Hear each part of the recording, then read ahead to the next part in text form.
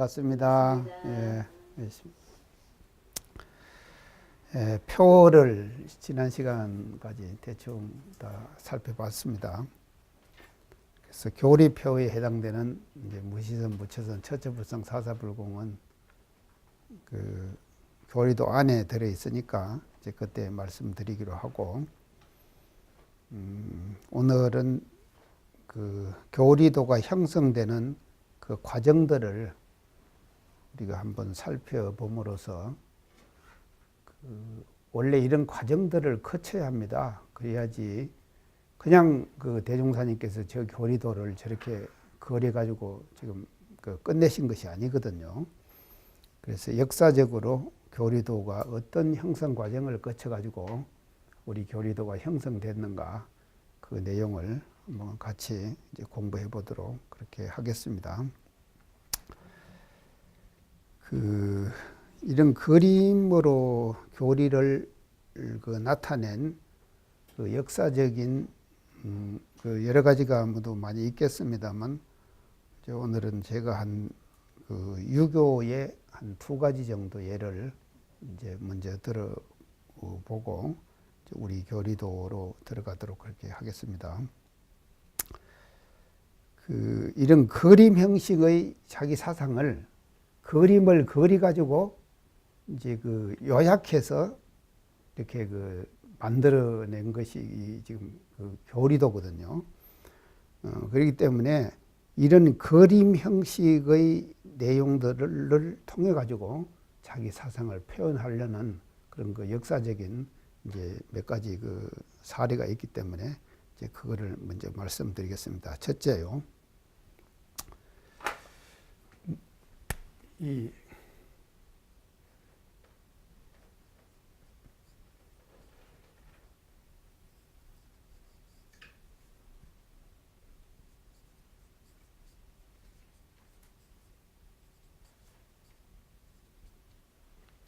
무의구곡도라고 하는 그림이 있습니다. 무의구곡도. 이것은 누가 만들었는가 하면요, 중국의 남송 성리학의 대가인 주희, 주희는 우리가 말할 때 추자 그렇게 얘기합니다. 추자 성리학 들어보셨죠? 예, 추자 성리학의 창시자예요. 그래서 추자예요. 추자가 그린 그림이 이제 이 무의구곡도입니다. 들어보셨어요?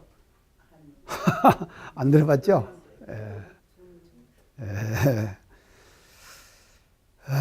이 무의구곡도는요, 이제 어디 있는가 하면요, 중국의 복건성 무의산 계곡이에요. 이 무의산입니다. 이 무의라고 하는 것이 산 이름이에요. 무의산에 계곡이 8km에 걸친 계곡이 쭉 전개가 돼 갖고 있는데, 그 계곡을 걔가 9구비가 있다 이 말이죠. 구곡. 예, 9구비가 있는. 그래서 우리 추자가 거기다가 말이죠, 무의정사를 지은 거예요. 이 정사,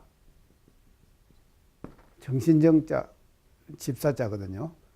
그래서 5곡에다가, 제5곡에다가요, 5번째 이제 5곡에다가 무의정사를 지어가지고 많은 저술 활동을 하면서 그 무의정사에서 추자가 저술 활동을 하고 성리학을 집대성하면서 그 성리학을, 자기 성리학을 말이죠, 하나의 그림으로 그려 보인 거예요. 그려 보인 것인데, 제가 그 유인물 드렸죠? 제일 끝에 거 한번 보세요.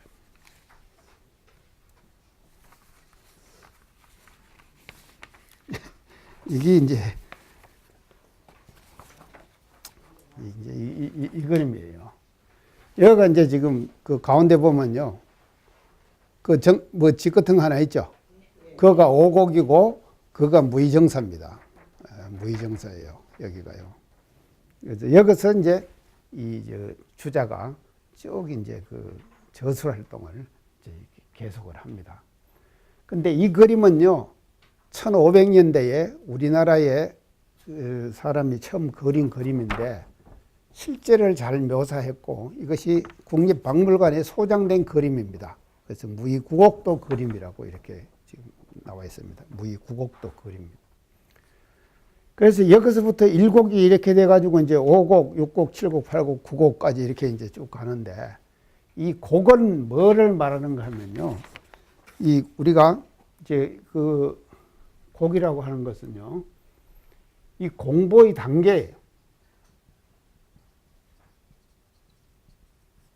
성리학을 공부해 나가는 데 있어서 제1곡의 단계, 제2곡의 단계, 제3곡의 단계 이런 단계가 있다 이 말이죠. 그래서 이런 단계를 거쳐가지고 성리학을 공부하거라 하는 것을 이 주자가 말입니다. 이 무의구곡도를 통해 가지고 최초로 이렇게 그림을 그려서 자기의 사상을 집대성하고 또 후인들이 말이죠.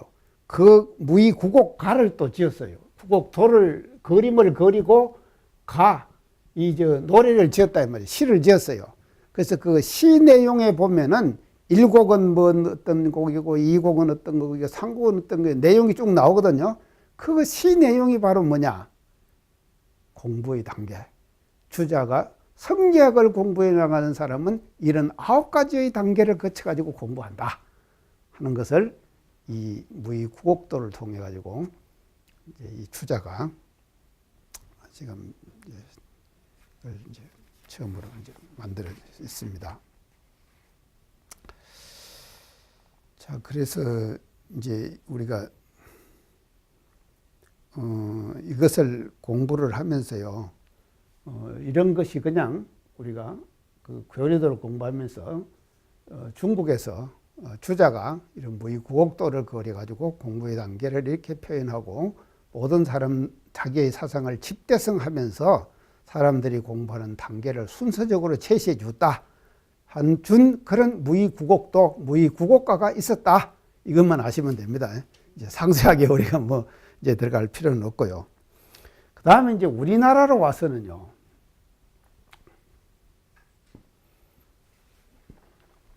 우리나라로 와서는요. 지금 태계 선생이요. 이황이죠. 예, 이제 이 태계 선생이 이제 이 그림을 그리셔요. 당신의 그 공부 단계를 통해서. 그것이 이제 태계 선생이 그린 이제 그 도 이름이 뭔가 하면요. 성학십도예요.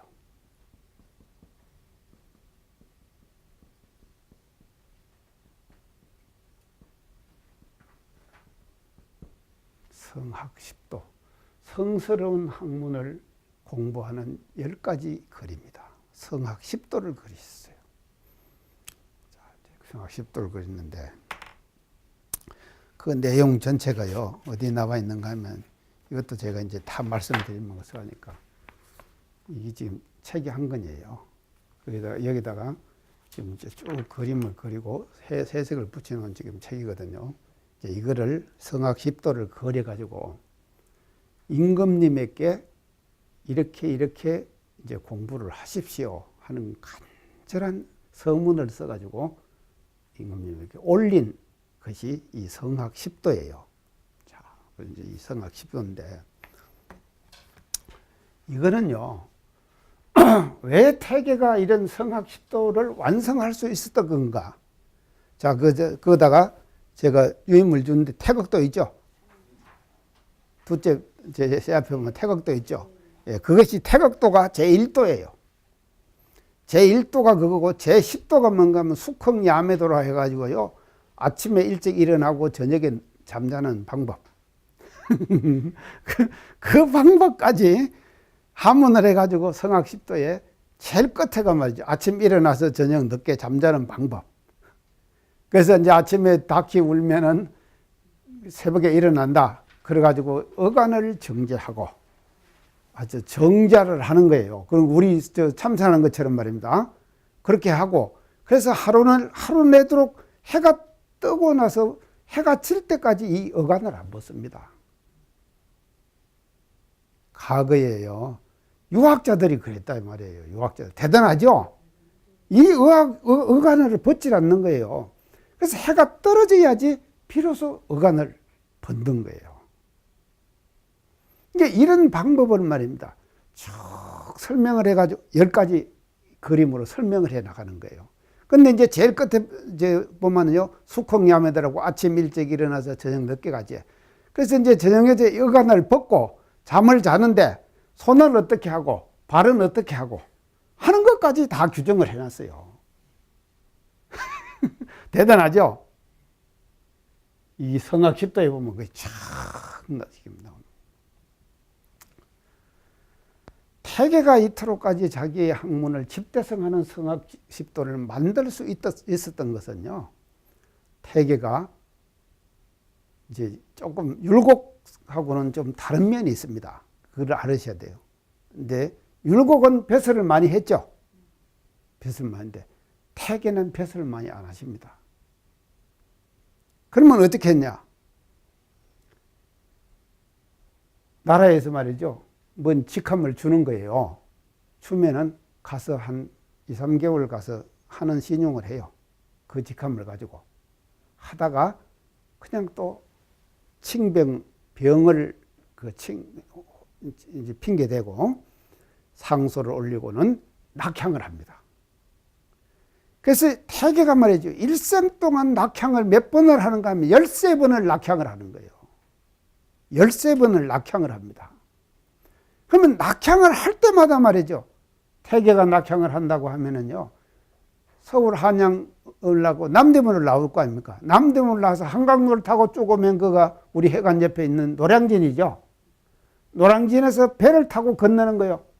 근데 그 배를 타고 건널 때 그 한강 북쪽에 말이죠. 흰 옷 입은 우리 한양도성의 백성들이 수많은 사람이 낙향하는 태계를 전송하기 위해서 한강변에 나옵니다.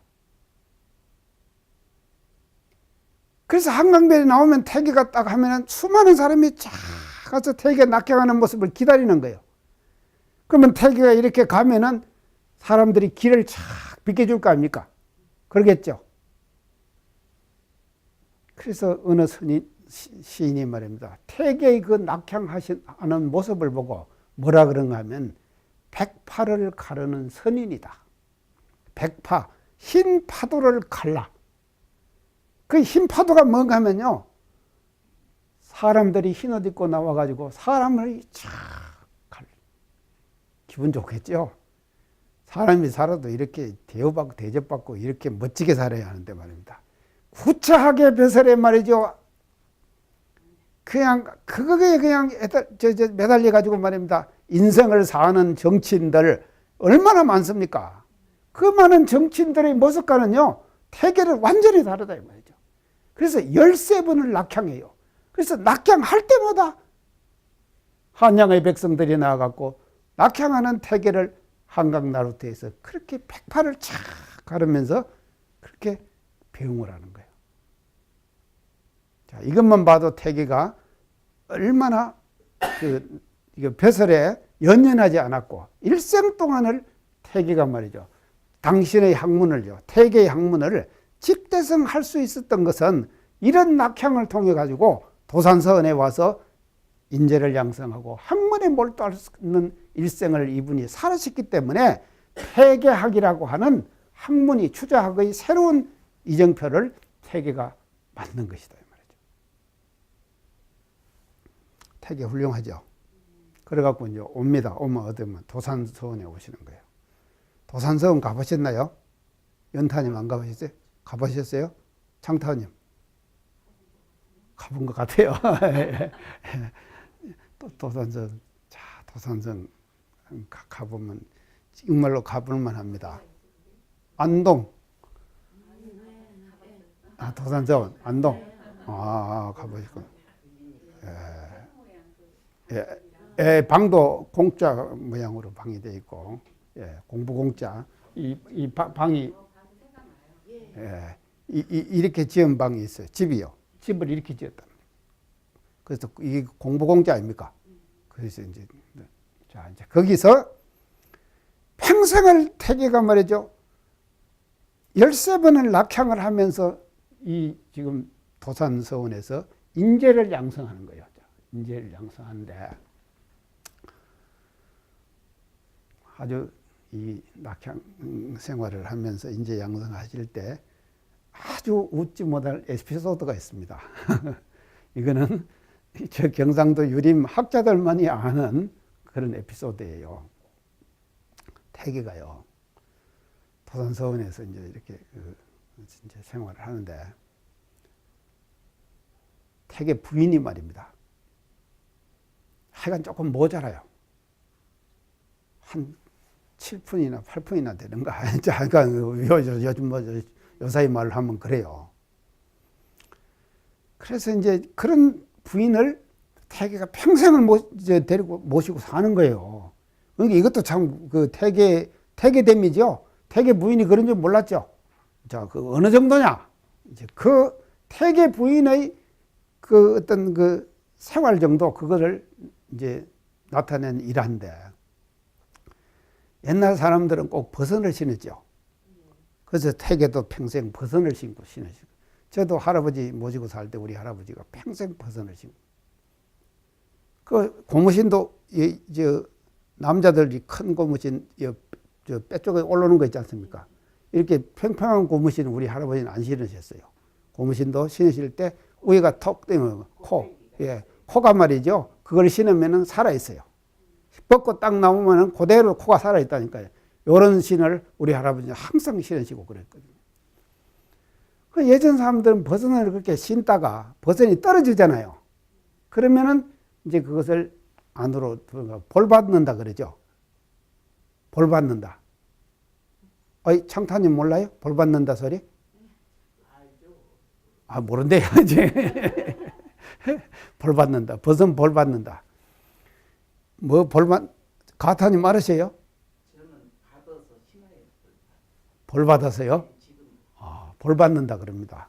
그러면 떨어지면은 그 부분을 베어내고 새 헝겊을 대가지고 다 이제 지어요. 지어가지고 짓는데 이래가지고 나오면 다시 또 볼 받아서 또 신고 그러거든요. 자, 이러는 것이 이제 벌써 볼 받는다는 건데 이거를 이제 부인 안으로 이제 보냈다 이 말이죠. 버선을요. 보내니까 그거를 세탁을 해가지고 부인이 말입니다. 하얀 버선은 흰 버선이잖아요. 그 흰 버선에다가 빨간 헝겊을 댔어요. 볼을 받았어요. 그래갖고 이걸 이제 도산으로 내보냈네. 자, 내보내니까 우리 할아버지 성경을 보면요, 유학자들이요, 이 옷도 말입니다. 한복을 입으면서요. 당신 참 우리 어머니 시집살이 정말로 하여간 우리 어머니 시집살이 참 엄청 하셨어요. 어떻게 시집살이를 하시는가 하면요. 우리 할아버지 옷을 해갖고 하면 당신 몸에 안 맞잖아요. 안 맞으면은 그냥 하면 돼. 딱 혀를 내시고는요. 그냥 오줌통에다가 덤벙 적시갖고 저 마당 가운데 던져버린다니까요. 나는 어릴 때 그런 거 보고 자랐어요. 자, 그랬는데 이 태계 선생이 빨간 헝겊을 볼을 받아가지고 버선을 내보냈네. 그러니까 이 점잖은 양반입니다. 그 버선을 딱 신고는 담임을 쳐고 도산서원에 나가서 강의를 하신 거예요. 제자들이 보니까요. 스승님이 빨간 헝겊 볼을 받아갖고 와서 버선을 신고 왔거든요. 이게 패션이 되어버린 거예요. 패션이 되어버린 거예요. 그러고 끝났는데 그 이튿날 보니까는 몇 사람이 빨간 헝겊을 대갖고 온 거야. 이해가죠? 태계는 말입니다. 그 제자들에게 말이죠. 옷 입는 것까지도 말이죠. 하나의 그 배우는 대상이 되신 것이죠. 그렇죠? 그러니까 태계 선생이 기가 막히신 거예요. 기가 막혀. 어째 기가 막힌가 하면 세상에 빨간 헝겊을 제자들이 대갖고 왔으니 울긋불긋한 거예요, 제자들이요. 그래서 태계가요, 제자들에게 어떻게 말했냐. 여러분들, 나 다 난 것은 나한테 다 배워가되 옷 입는 거하고 먹는 거하고 그런 것은 나를 닮지 말아라. 태계가 그렇게 말했어요. 이해 가시죠? 자, 그러니까요, 이 태계가 말입니다. 그 도산서원에서 말이죠. 수많은 인재를 양성하거든요. 그래서 이 학파가 뭔가 하면 영남학파라고 그래요. 그래서 영남학파의 큰 이 유학의 줄기를 태계 선생이 만들었고, 그 태계가 말입니다. 태계 선생이 집대성한 그 사상이 말이죠. 지금 대학들에서요, 태계학 연구소. 제가 다녔던 경북대학에도 태계학 연구소가 있어요. 그리고 전국에 세계적으로 말이죠. 태계학을 연구하는 연구소가 생겨 있다 이 말이죠. 그럴 정도로 이 태계는 말이죠. 엄청난 이런 그 사상적 집대성을 남겼는데 그 가장 요약본이 태계 선생의 사상, 주자학의 사상을 집대성하는데 그 요약본이 뭐냐? 성학십도예요.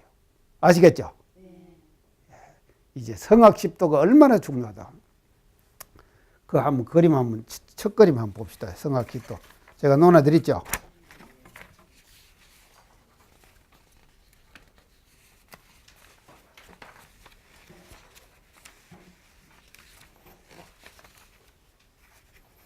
이제 제1 태극도 아닙니까? 이제 이 태극도. 제일 위에 이제 이런 장, 우리 지금 교리하고 비슷하죠? 그 밑에는 이제 음양도예요. 음과 양이 서로가 이렇게 이제 극하면 변하는 이치를 그림으로 이렇게 이제 보는 거예요. 그 밑에 이제 오행, 수화, 금목, 토가 있죠? 오행이 이제 그 밑에 있는데, 토가 가운데 딱 자리하고 있죠? 토. 토 이것은 뭔가 하면요, 흙이에요, 흙이요.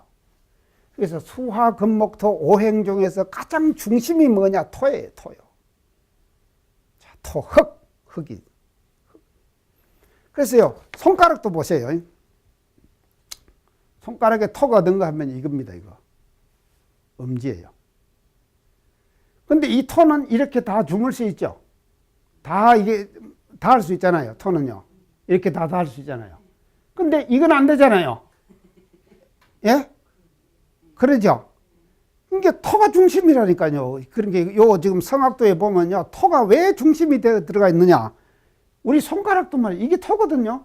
토는 이건 다 주물 수 있는 거예요. 다 할 수가 있는 거예요. 근데 이건 안 되잖아요. 이게 다 이것이 이치가 있는 거예요. 그래서 이 오행이 순환함으로써 말이죠. 만물이 생생하여겠다 숙살만물했다가 이렇게 지금 하는 것을 지금 태계가 이렇게 지금 태극도에서 이렇게 밝히는 것이거든요. 그래가지고요, 건도는 성리하고, 권도는 성리하고, 땅의 도는 말이죠. 여자를 이루고, 권도는 성남이라. 그 권도는, 건은 말이죠. 하늘 건자 건이거든요. 건은 남자를 이룬다. 건권. 그래서 남자는 하늘이고, 여자는 땅이라 그러는 거예요. 그렇게 해가지고 만물이 화생한다. 이렇게 지금. 이해가죠? 금방 이거요. 이게 우리 지금 진리를 공부하는 사람은요, 이게 지금 금방 이해가 갑니다. 그래서 태극도를 이렇게 이제 그려가지고 제1도로 지금 이렇게 그려고, 그 다음에는 이제 소학도, 대학도 이래가지고 중요한 육아의 경전 있지 않습니까? 이 경전들을 다 지금 그림으로 정리를 하는 거예요. 10도. 그리고 마지막에는 말이죠. 숙흥야매도라 그래가지고 아침 일찍 일어나고 저녁 늦게 잠자는데 어떻게 살아야 하는가. 그 삶의 형식을 말이죠. 그림으로서 표현을 해주는 거죠. 그건 제가 복사를 안 했습니다. 안 하고 지금 대표적으로 태극도 하나만 지금 제가 이렇게 이제 말씀을 오늘 지금 예를 들어서 이제 말씀드립니다. 자, 그래서 태계는 이제 성학 10도를 통해 가지고 이 당신의 사상을 집대성한 그림을 그렸다. 이거 말하고 계셔요. 그리고 태계가 그런 유명한 유학자고 또 주자학을 집대성한 그림이 성학 10도다. 이렇게만 알고 계시면 됩니다. 유교는 대충 이러고요. 이 세 번째는요. 불교를 한번 불교를 보면요. 모구도성이라고. 모구도성. 자, 우리도 저 모구 10도성 있죠. 근데 이제 이 모구도성은요. 우리가 지금 채택을 해가지고 불조용해서 넣은 것은 10도예요. 이제 10도인데 이게 여러 가지 종류가 있습니다. 8도도 있고요. 모구 8도. 그림 8개로 끝낸 것도 있다 이 말이죠.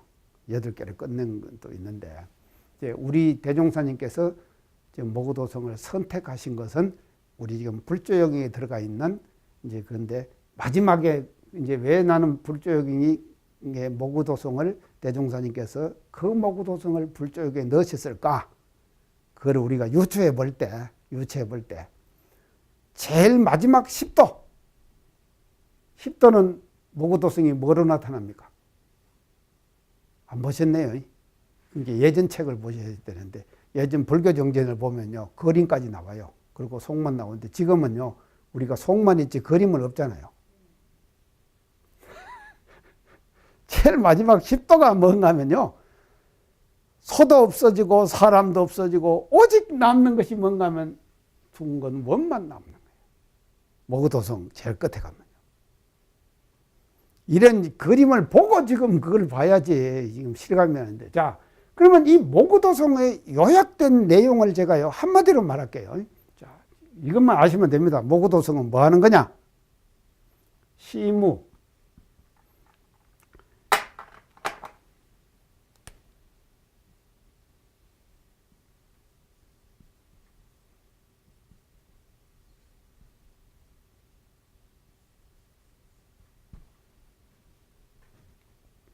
시무다 이 말은요. 뭔 뜻입니까? 시무. 연탄. 예, 대충 맞아요. 예. 소를 찾는다 이 말이에요. 소를 찾아요. 소를 찾아야 된다. 그리고 순복은 뭔가 하면요. 길들인다 이 말이에요. 순복은요. 길들인다 이 말이거든요. 그래서 이 모구도성의 전체의 내용을 딱 네 글자로 얘기를 하면 시무순복이에요. 소를 찾아서 길들이라, 순복해라, 길들이라 한다. 소를 길들이는 거예요. 자, 소를 길들이기 위해서는 어떻게 해야 되는지 압니까? 제일 처음에 중요한 것이요. 소 길들이는데 콧줄에 끼는 거죠. 맞잖아요. 코 끼는 거 아닙니까? 근데 지금은요, 그런 소가 없는데요. 예전에 소는 다 코를 낍니다. 지금, 아이고, 참말로. 사람도요, 이거를 자꾸 이렇게 하면은 이것이 이제 가늘어집니다. 이걸 자꾸 이쪽 콧구멍과 이쪽 콧구멍 가운데를 자꾸 이렇게 누지르면요, 가늘어질 거 아닙니까? 자꾸 이렇게 하면요. 그래가지고요, 인도 사람들 보면요, 코걸이를 해요. 이걸 뚫어가지고 코걸이를 한다니까요. 우리 교수님들 아무도 귀걸이 한 사람 없네. 진짜 정말로 좋은 분들. 예? 아유 했구나. 참. 안 뚫었어요, 구멍. 안 뚫고 그냥 이렇게 찍찍만 놓는구나. 예. 근데 속일 들이는 데서 제일 중요한 것은 뭔가 코를 먼저 끼야 되는 거예요. 이러지 이제 코를 그런데요. 저 어릴 때 보면은 그래요. 코가 센 소가 있고요. 코가 안 센 소가 있어요. 코가 센 소는 뭔가 하면요. 깊이 뚫으면은요. 덜 아프니까는요. 코가 세요. 근데 얇게 뚫으면은 너무 얇게 뚫으면 코가 아프니까는요. 잡당기면 요것만 해도 그냥 따라오는 거예요. 이해갑니까? 예. 깊이 뚫었느냐 얇게 뚫었느냐에 따라 가지고 코가 세냐 안 세냐. 어떤 사람 코 세다 그러죠. 지멋대로 안 따라오는 사람들 있잖아요. 자기 고집대로만 하는 사람 있죠. 그런 사람들은 코가 세다 그러지 않습니까? 그리고 코가 얇다 이 말은요. 얇게 뚫으면 얇게 뚫으면은요. 조금만 당기면 따라오는 거예요. 아프니까. 예. 자 이래 가지고요. 소 길들이는 것은요. 중요한 것이 뭔가요? 소를 찾아야 돼요. 소를 찾아가고 코를 끼야 돼요. 그래야지 우리가 그 소를 길을 들일 수가 있는 것이죠. 그래서 길이 잘 들고 나면은요, 그 그림에 보면 소가 서서히 검은 소가 휘어집니다. 예, 하얗게 가요. 자꾸 가요. 그러고 나중에 가면요, 콧도리를 처음에는요, 공부하는 사람이 콧도리를 항상 내가 잘못을 안 범해야지, 내가 잘못을 안 범해야지 하면서 유무렴대조 하죠, 우리가. 그게 바로 뭔가 하면요, 소 길들이 가는 과정이에요. 유무렴대조 우리가 하는 것이에요. 그래가지고 처음에는 그렇게 열심히 하지만도 나중에 가면은 내가 유무렴을 대조한다는 그 마음까지도 놓아버려야 돼요. 그러죠? 놓아버려야 된다. 그러면 길이 잘 들면은 꽃비를 딱 놔버리는 거예요. 그러면 지대로 다니는 거예요. 그래서 예전에 농경사회의 소라고 하는 것은요, 엄청난 자산이었습니다. 소는요. 농경사회에서 소는요. 그래서 그 농경사회의 소를 말이죠. 이렇게 해서 길을 들이는 거죠. 그것을 10가지의 그림으로 표현을 했는데, 우리 지금 불조요경에 들어와 있는 모구 10도송, 이 10도송은 저는 말이죠, 이 마지막에 가면은 소도 없고 사람도 다 공해버리고 탁 비어버린 이런 쌍만 하나만 덩그렇게 남아있어요. 자, 이제 절에 가시면은요, 절을 이렇게 보시는데, 부처님에게 대웅경 가서 부처님에게 절문하지 마시고 절벽을 한번 이렇게 쭉 둘러보세요. 한번 그 벽화가 다 걸려갖고 있거든요. 벽화가요. 그 벽화를 보면요, 다 불교의 역사가 담겨 있는 일화들이 그게 벽화가 그려갖고 있는 거예요. 그래서 그런 벽화들을 보면은요, 이런 쌍이 절벽에 있죠. 예. 덩그렇게 그려져 있는 이제 그런 것을 우리가 볼 수가 있다 이 말이죠. 자, 불교에서는 이 모구도송이 이제 그 그림으로서 이제 그런 그 역할을 지금 하고 있다. 이제 이렇게 이제 볼 수가 있습니다. 자, 그러면은요, 이제 이렇게 해서 타종교의 그 그림에 대한 것을 한번 쭉 살펴보고요. 그다음에 이제 우리 교리도가 그려진 그 과정과 역사를 우리가 한번 살펴봅시다요. 자, 우리 교리도가요, 이제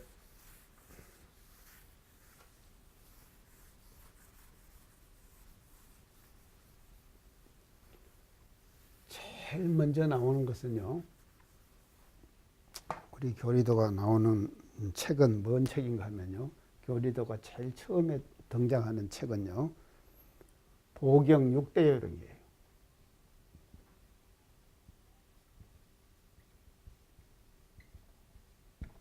이 책에다가 이제 대종스님께서 이제 교리도를 제일 처음 이제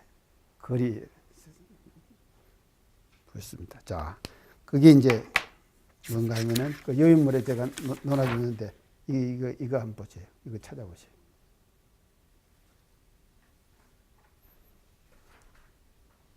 예, 그 뒤에 보면 그거 첫 장만 넘기면 나왔죠?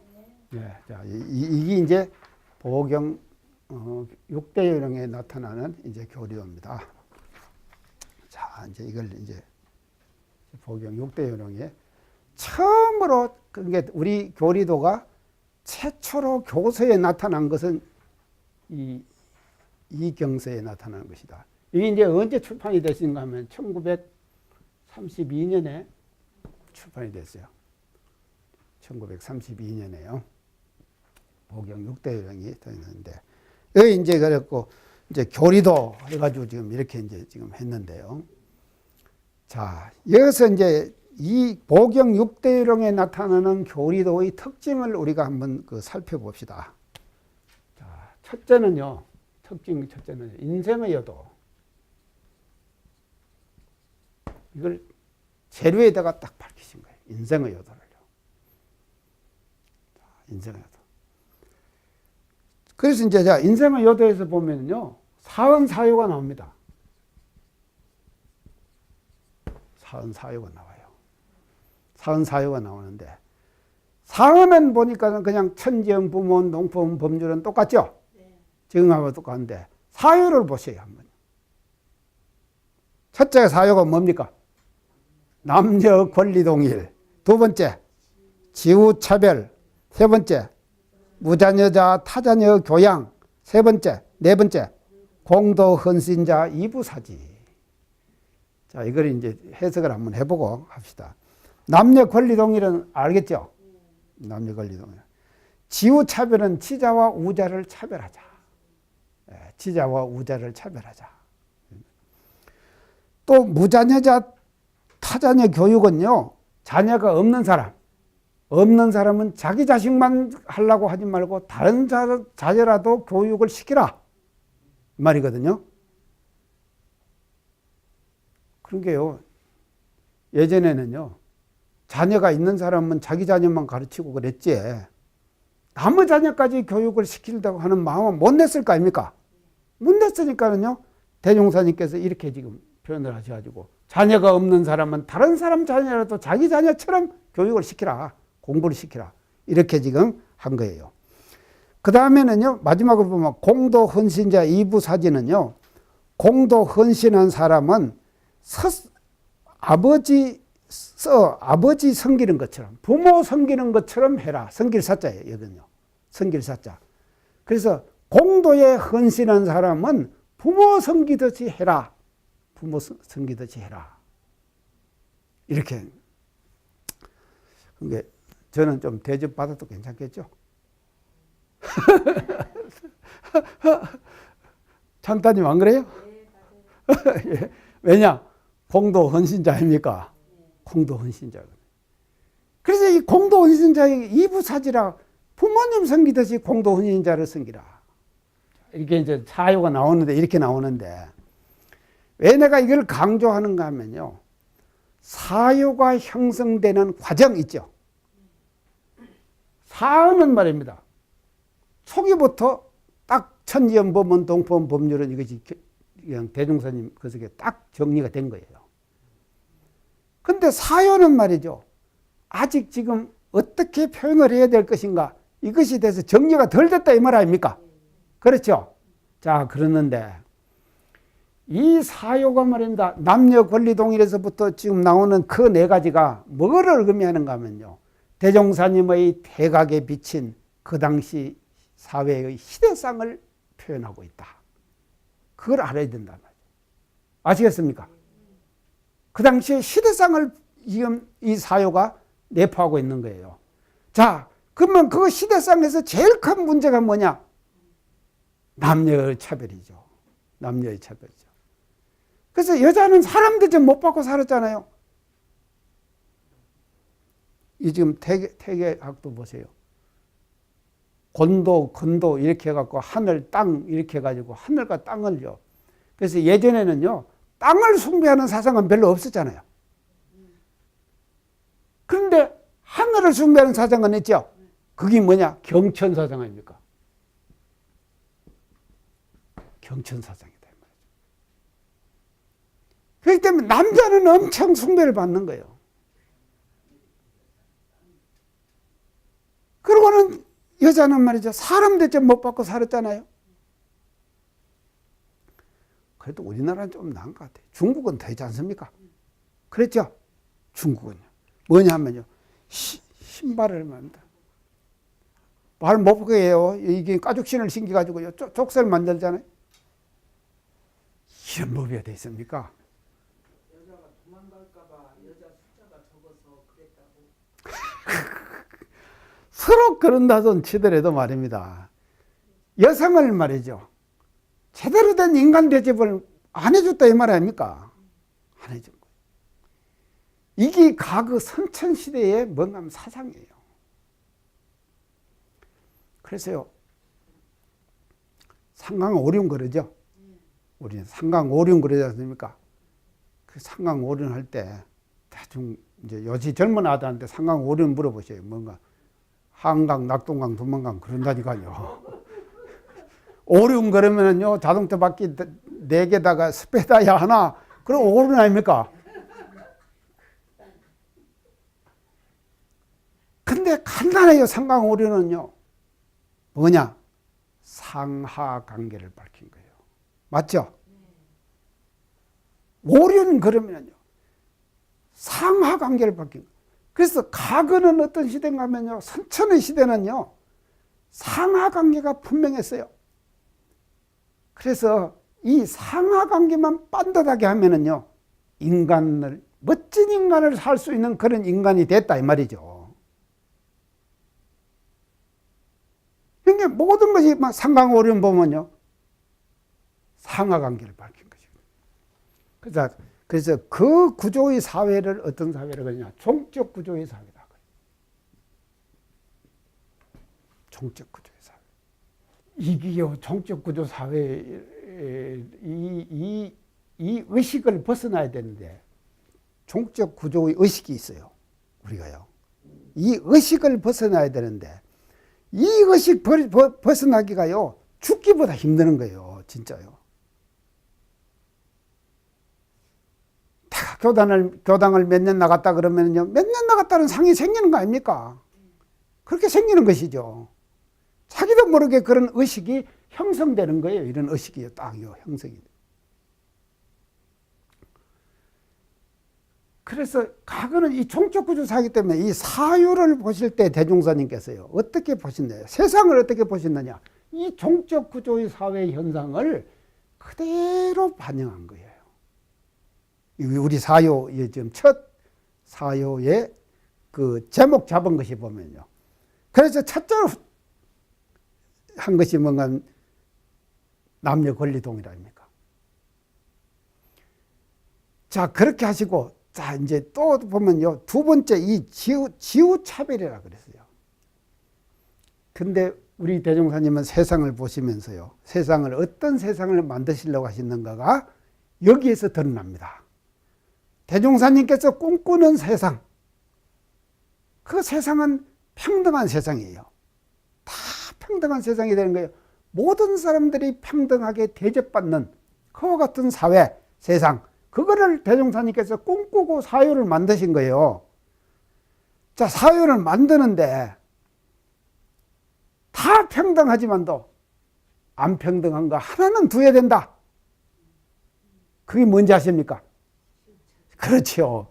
지자와 우자의 차별이에요. 지자와 우자의 차별이요.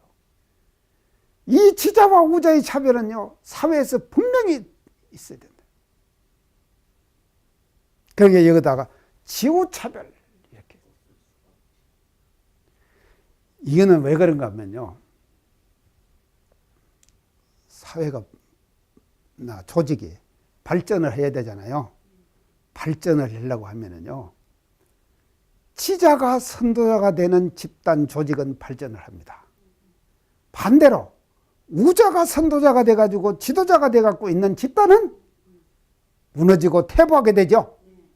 맞죠? 우자가 말입니다. 그러니까요, 이 분명히 말이죠. 대종사님께서 참 그냥 대단하시잖아요.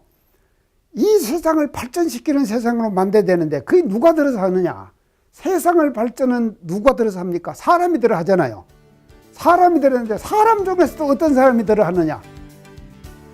예, 지자가 들어서 하는 거다. 지자가 들어가지고 세상을 발전시키는 거예요.